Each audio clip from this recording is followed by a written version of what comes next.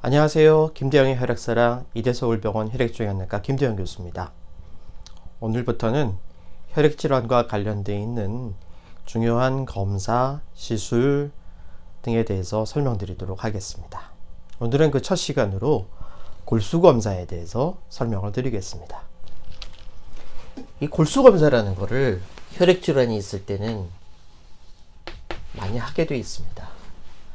근데 저희가 골수검사라는 거를 하자고 말씀드리면 많은 환자분들이 우선 겁을 내십니다.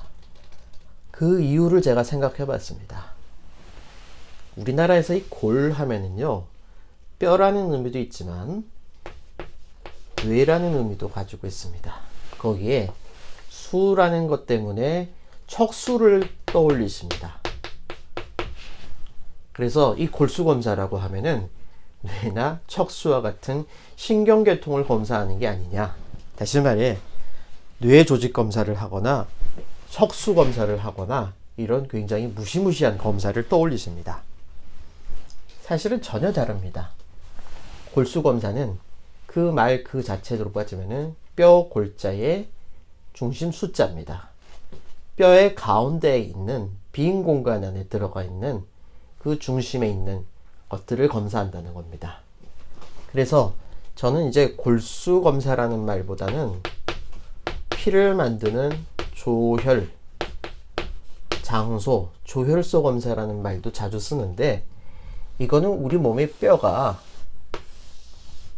빈 공간이 안에 들어 있어서 이 빈 공간 안에 피를 만드는 조혈 기능을 하는 조혈 모세포라는 것들이 들어가 있고요. 결국 피의 질환, 혈액의 질환은 이 조혈모세포 자체에서부터 시작을 하기 때문에 이 피에 대한 검사를 함으로써 진단을 정확히 내릴 수가 있는 거죠. 그래서 우리가 위암, 내장암 이런 병이 있을 때 암 덩어리에 대한 조직 검사를 하듯이 이 골수 검사는 피에 대한 조직 검사다 라고 생각하시면 됩니다. 이 골수 검사를 통해서 왜 혈액에 문제가 생겼는지, 이 혈액이 어떠한 양상으로 문제가 있는지를 확인할 수 있는 가장 중요한 검사가 되겠습니다. 그래서 오늘 여러분께 꼭 강조드리고 싶은 것은 골수검사는 뇌나 척수에 대한 검사가 아니고 뼛속에 있는 빈 공간에 있는 조혈 모세포를 꺼내서 검사하는 조직 검사다. 그래서 안전한 검사다 라고 이해하시면 되겠습니다. 방금 말씀드렸듯이 조혈 기능에 문제가 있는 여러 가지 상황에서는 골수 검사를 합니다. 그래서 대표적으로 혈액 검사에 이상이 있을 때는 골수 검사를 할 수 있습니다.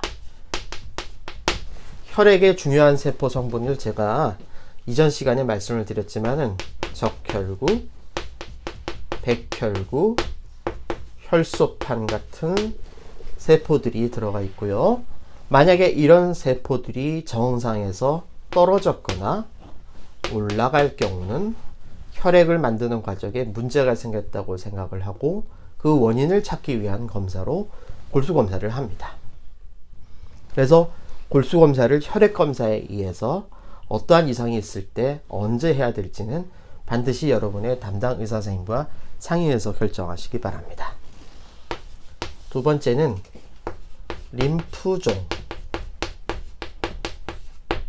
다발골수종과 같은 혈액 질환에 관련된 혈액암에서도 골수 검사를 하는데, 특히 림프종 같은 경우는 이 림프절, 임파구에 생기는 혈액암이죠. 그래서 임파선암이라고 얘기도 하는데, 이 임파선암은 결국 이 림프구라는 것 자체가 조혈모세포에서부터 기원을 해서 만들어지고, 이 원래의 근원이 골수에서부터 시작하기 때문에 이 림프종이 몇 기냐를 확인하기 위한, 병기를 확인하기 위한 검사로 골수 검사를 합니다.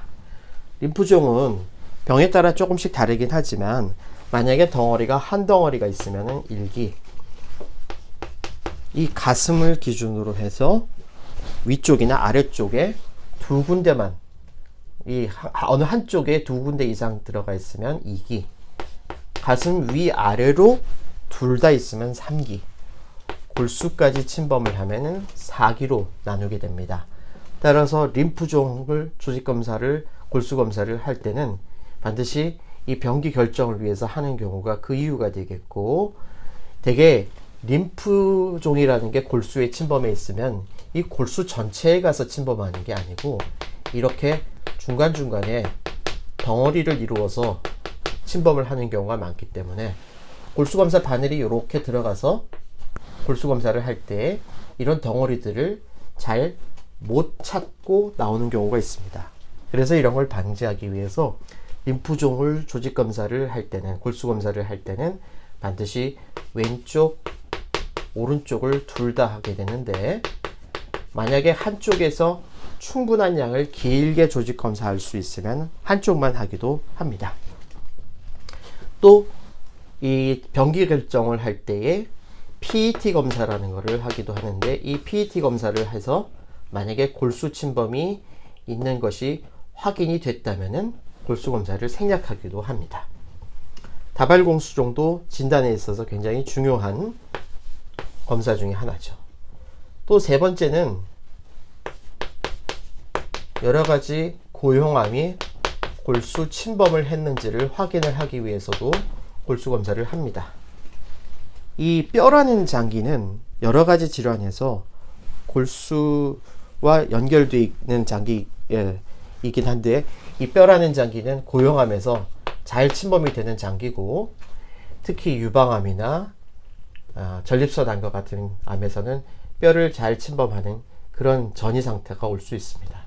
그래서 이런 병에서 뼈를 침범을 하게 되면 바로 그 옆에 있는 골수까지도 같이 침범을 하는 경우가 많고, 대개 이럴 경우에는 혈액 검사에 같이 이상이 나타나는 경우가 많습니다. 그래서 이러한 고형암들의 골수 침범을 확인할 때에도 골수 검사를 해야 됩니다. 준비사항, 어떤 것들을 골수 검사할 때 미리 준비를 하셔야 될까요? 우리가 자세가 일단 중요한데요. 일반적으로는 엎드려서 누워서 하시는 검사를 더 많이 합니다. 우리가 엎드린 상태에서 손머리를 하고 편안하게 누워 계시면 골수 검사를 진행할 수 있습니다. 하지만 혈소판이 낮은 분들은 옆으로 비스듬히 누워서 하는 과정을 하기도 합니다. 이 이유는 첫째는 우리 몸에 있는 혈소판이 떨어지게 되면은 출혈이 생기기 쉬운데, 만약에 엎드려 누운 자세로 하게 되면은 환자가 배에 힘을 주는 과정에서 배 안에 압력이 올라가고 이게 머리 쪽으로도 압력이 전달이 되면서 혈소판이 낮은 분들은 뇌출혈이 중간에 생기는 경우가 있기 때문에 배의 압력을 올라가는 걸 막기 위해서 옆으로 누워서 하기도 합니다. 또 임산부라든지 중환자실에 계셔서 돌아눕기 어려운 분들의 경우는 이 옆으로 하는 자세를 하기도 합니다. 두 번째는 이 검사를 하기 전에 소변을 좀 보고 오셔야 돼요. 소변을 보는 이유는 검사하신 이후에 보통 한 3시간 정도는 지혈을 시키기 위해서 누워 계시는데, 누워 계시는 동안에 소변 보고 싶으면 움직일 수가 없거든요. 그래서 검사하시기 전에 소변을 꼭 보고 오셔야 됩니다. 그러면 과정을 간단하게 설명을 드리겠습니다. 만약에 누워 계신 상태에서 우리가 하실 경우를 예를 들어서 설명을 드릴게요. 우리가 검사하는 부분은요, 보통 어른들의 경우에는 이 엉덩이 뒤쪽에 보면은 뼈가 딱딱하게 만져지는 부분이 있습니다. 전문 용어로는 PSIS라고 얘기를 합니다. 여러분이 이걸 굳이 기억하실 필요는 없습니다. 어쨌든 중요한 거는 엉덩이에 있는 뼈에서 한다. 절대로 척추나 뇌에서 하는 검사가 아니다. 그걸 이해하세요. 이 PSIS 부분을 일단 소독을 깨끗하게 합니다. 그리고 여기에다가 국소 마취를 시킵니다. 어떤 분들은 골수 검사할 때 전신 마취 해야 되는 거 아니냐라고 얘기를 하시는데, 전신 마취라는 과정 자체는 이 마취를 하는 과정에서 1에서 5% 정도는 합병증이 생길 수가 있고요. 그래서 오히려 위험성이 증가하고, 이 시술 자체가 간단하기 때문에 국소 마취로 충분합니다. 그리고 충분히 잘 마취하면 됩니다. 마취할 때 보통 의사 선생님이 어떻게 하시냐면요, 바늘로 피부를 먼저 마취를 하고요, 그 밑에 있는 피하 조직을 마취를 하고, 이 아래에 뼈가 있으면 뼈 안에 빈 공간까지는 다 할 필요는 없어요. 이 안에는 신경이 통과하지 않기 때문에 통증이 없습니다. 대신에 이 뼈를 싸고 있는 얇은 막이 있는데 이거를 골막이라고 하고, 이 골막까지 충분하게 마취가 되어야 실제 바늘이 들어갔을 때 아픈 정도가 훨씬 덜 합니다. 마취가 충분히 진행되고 나면은 이제 골수 검사를 본격적으로 시작을 합니다. 지금 보시는 게 골수 검사 바늘입니다. 무섭게 생겼죠. 하지만 이 바늘은 마취를 충분히 하면은 많이 아프지 않습니다. 이 바늘을 검사하시는 의사 선생님께서 들고 여러분의 피부와 이 연부 조직, 그리고 그 밑에 있는 골막을 뚫고 뼈를 뚫고 들어가서 뼈 안에 있는 조혈모 세포가 있는 이 혈액을 제치하는 과정입니다. 두 단계에 걸쳐서 이루어집니다. 한 번은 피를 뽑기 위해서 바늘을 꽂고요. 조금 위치를 옮겨서 이 안에 있는 뼈 속에 있는 골수를 조직 검사하는 걸 목적으로 한 번 더 찌릅니다. 물론 시술을 잘하는 분들은 두 번 만에 할 수 있겠지만, 시술이 조금 서투른 분이나 만약에 골수 검사를 했는데 조직이 충분하게 얻어지지 않았다 그럴 경우에는 여러 번 골수 검사를 할 수도 있습니다. 그래서 이렇게 길어지는 골수 검사 시간 동안에 통증을 막기 위해서 병원에 따라서는 골수 검사 하시기 전에 진통제를 맞고 하는 경우도 있습니다. 그래서 이런 골수 검사가 다 끝나면 이 부분에다가 이제 소독약을 바르고 지혈이 되게 하기 위해서 여러 가지 밴드를 붙여주고요. 다시 똑바로 누우신 상태에서 이 골수 검사한 부위에다가 모래주머니를 대고 최소 1시간 이상, 어떤 병원에 뜨선 30분 이상 얘기하시는 경우도 있습니다. 누워 계시는 상태로 지혈을 시킨 다음, 지혈이 충분히 됐다고 생각하면 우리 간호사님들이 오셔서 이게 지혈이 되는지를 확인하고 모래주머니를 떼드립니다. 하지만 그 이후에도 최소 2시간에서 3시간 정도는 가급적 화장실 다니실 때를 제외하고서는 돌아다니시지 않는 걸 권장합니다. 이게 환자분에 따라서는 지혈이 잘 안 되는 경우도 있을 수 있고, 또 나중에 피가 조금씩 나는 경우도 있는데, 이럴 경우에는 이제 담당 선생님과 상의를 하셔서 충분히 지혈을 한 다음에 그다음에 움직이시는 걸 추천드립니다. 그래서 검사하신 이후에 가장 큰 주의사항은 첫 번째는 출혈입니다. 피가 나지 않게 조심하셔야 되고요. 두 번째는 이 부위로 균이 들어가서 감염이 생기는 경우가 있을 수 있는데, 감염의 대표적인 증상은 열이 나는 거죠. 하지만 시술자 하시는 교수님들이 잘 시술을 하고 충분히 소독을 한다면 감염은 막을 수 있습니다. 세 번째는 이제 통증인데요. 사실 시술하는 과정에서는 마취를 하고 진통제를 놓기 때문에 그다지 많이 안 아프실 수도 있는데, 시술을 끝나고 나면은 하루나 이틀 정도는 계속해서 뻐근한 증상이 오실 수 있고, 이럴 때는 타이레놀 같은 진통제로 조절을 하시면 되겠습니다. 그리고 시술을 마친 이후에도 한 달 정도는 계속해서 불편함을 느낄 수 있는데, 이거는 시간이 지나면 점차 좋아질 수가 있습니다. 그리고 시술을 한 부위, 검사를 한 부위에서 약간 이렇게 살이 올라오는 경우가 있는데, 이거는 이 안에 피가 고여 있다가 서서히 흡수되는 과정이기 때문에 이것도 크게 걱정을 안 하셔도 되겠습니다. 자, 정리하겠습니다.